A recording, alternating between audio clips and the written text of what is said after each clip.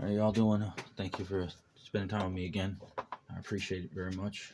I'm still painting orcs, hating life, but I moved on to Moot Green.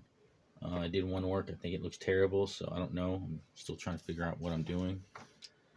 But getting back into talking about the book and acting, my life.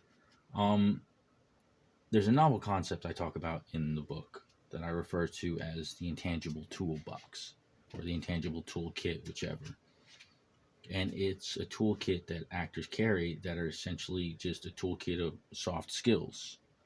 And all of these soft skills are systemically taught using modern day acting techniques. And just to give you a list, just think about like, do you have these skills? And if you don't have them, would you like any of them? Presence, situational awareness, initiative, grit, projection, wit, breeziness, motivation, emotional regulation, empathy, critical thinking, teamwork, public speaking, problem solving, creativity, listening, independence, mindfulness, preparation, organization, goal orientation, interpersonal skills, communications.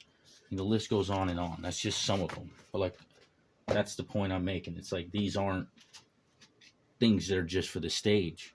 All that stuff that I listed off, I mean, that's life, man. How do you not use those skills every day? How will they not benefit you every day? And where do you learn them? You know, maybe somebody teaches you. Maybe you get a mentor. Maybe you get a good teacher, something like that. But I mean, what if reading was like that? You had to find a mentor. You had to find someone who was in the know to teach you how to read or how to do math. What if the other subjects were like that? It's like, why are we leaving this important knowledge just sitting on the floor in the side collecting dust because we think it's just for entertainment? This is the secret sauce. This is the sauce of how you become you, how you build you, mind and soul. So it's like if you take these techniques and practice them, you develop yourself, you become more. And how is that not beneficial? Life is difficult. And it's like even as much as I've grown, but again, it's like that whole thing with superpowers. It's one thing I've learned as I've grown, mentally and emotionally. So are the challenges in my life. So you have to fight your way through it. It's not always easy, and everything down that path of self reflection or self actualization, whatever you want to call it, it's not easy. There's a lot of painful things. There's a lot of painful realizations, and you grow into knowledge that makes you hurt. It's like because even like, just one small example is like even with the book. It's been years I've been trying to push this book. Friends, family, people I've talked to, and everybody's like, "Oh yeah, it's cute, it's nice, blah blah blah," but nobody really cares.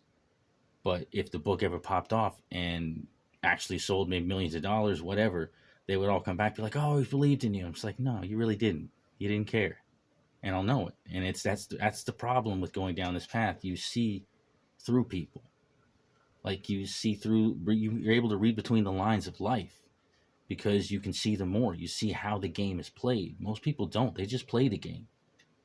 The tools and techniques of acting teach you the game, the rules to the game of life. They teach you how to see things that most people never would because they open up your perception and your awareness in ways because you're asking questions you never would have asked before. It's like I said, my whole life, it always boiled down to that one question. It's like, what do you want? Hands down, 8 out of 10 people, when I ask them that question, they don't know. They never ask themselves that question. It's like, bro, why wouldn't you? They do what they do because they were told to. Mom, dad, and pastor put them on a path, and this is where you need to be. And if you don't follow that path, you're a rebel. And I didn't. That was my problem. That's one of the many things that made me different is I wouldn't follow the path. I was looking for my own because, especially like, I think of this in the world of psychology. And like I said, I'm a high school dropout. I have no reason to be talking about this, but I'm going to anyways. We send all these people down the psychology field following the same thing. Freud, Jung, the paved paths of psychology. But if we got all of our students following the paved paths of psychology, how are they going to find anything? How is everything not found on those paths? To me, all the real knowledge, well, not all of it, but a lot of real knowledge that's important, it's out in the wild country of the mind, the places we don't go, the places we don't frolic around in because they're overgrown and scary. And I'm saying that maybe we should. We can be careful, of course, but just following the crowd isn't enough, man. There's way too much out here in the mind to just, say this is what it is, and we're just gonna follow these cats, and that's all. Because, like I said, there's something to that system that was created by Stanislavski, Meisner, Adler, Hagen. The stuff, the work they refined and dedicated their lives to. It's what makes us us. We should, respect that.